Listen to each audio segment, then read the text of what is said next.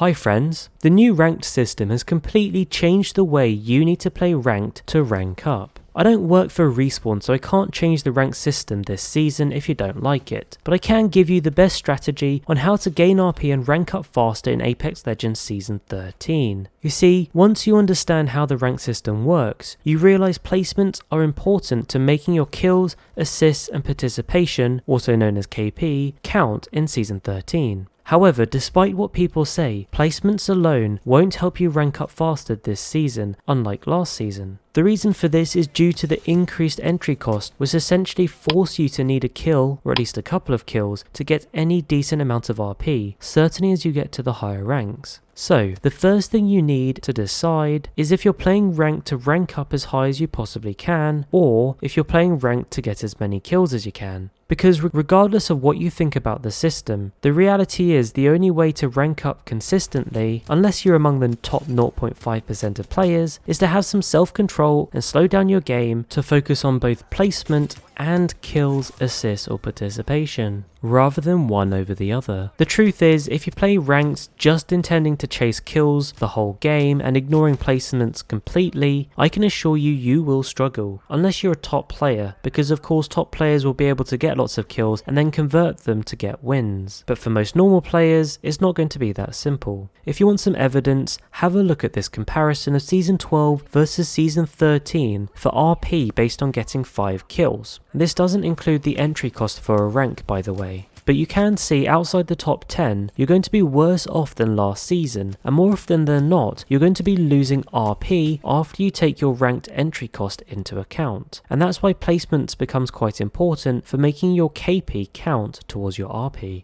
So based on all of this, the main strategy I can give you this season is to only take one fight off drop and then focus on playing the zone and not taking any fights until you're top 10. If we look at the table again, you can see once you're in the top 10, that's really when you start earning good points, with 5 kills at least. So, try to land with one other team, not a hot drop, but a fairly good point of interest that's big enough to give you good loot. I like checkpoints, barometer and downed beast, but you should go with whatever you're most comfortable with. If another squad does land with you, you want to take the fight and win it before the enemy has a chance to loot up, or before you get third partied. If another squad doesn't land with you, then don't worry, simply focus on looting and getting the best kits possible. Try to make use of the prowlers, flyers and armories around to upgrade your loot and level up your evo armor. I do find people tend to forget a lot that you can use these elements to level up your evo armor, and you're going to need to do that if you don't land with another squad, because you don't want to carry a weak evo armor to the late game. At this point you should still be around the same point of interest that you landed in, and you now have hopefully good loot and at least blue armor. It'll likely still be zone 1 though, so your next goal is going to be to focus on rotating to and holding the zone until you're top 10. If you hear fighting as you rotate towards the zone, don't chase towards it. Right now your goal is to focus on rotating into the zone. Try to find a building or high ground you can hold in each zone that you're rotating to. You need to hold your ground when you're in the zone. Just because you're trying not to chase fights, that doesn't mean you leave strong positions that you get in the zone. And the reason you don't want to leave these strong positions is because you'll likely just run into another team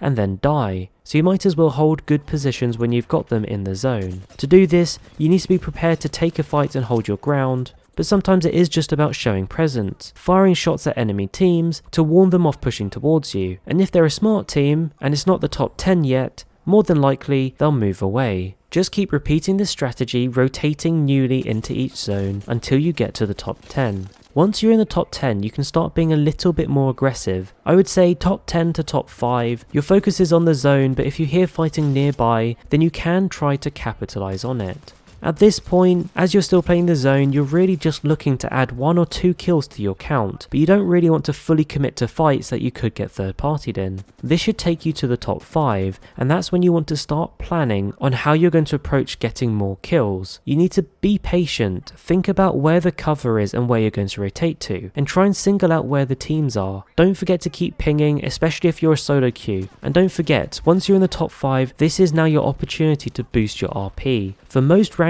being in the top 5 and getting some kills will give you positive, even if you're getting up to Masters and even Predator. I do find this season a lot more teams are surviving into the final zones, so this top 5 might actually be the final zone for the game. So the best tip I can give is just focus a team, and I say that because I do see people getting distracted by the many teams being around, and you end up shooting different teams instead of focusing your fire on one team, because if you don't get the squad wipe, you're not going to get your KP. I would also say if there are 3 squads left in the final zone, you definitely don't want to be the one initiating the fight. You need to let the other 2 teams fight and then third party it, and that's the secret trick to getting a win. It may sound simple, but honestly I see so many teams being so eager to fight, and then they just get third partied when there are only 3 teams left. So just be careful of that. And that's the strategy. If you keep doing this every single game, you will earn positive RP every game and rank up faster. With this strategy, there may be quiet parts of the game, and I'm not gonna lie, sometimes it might get a little bit boring, but that's a sacrifice you need to make if you want to earn RP and rank up faster in this ranked system. I'm not saying it's a perfect system, and I know people don't like it, but the sad fact is, this is the way to gain RP in this ranked system. Anyway, I hope this helped. Don't forget to like and subscribe. Thank you so much for watching, and I'll catch you later.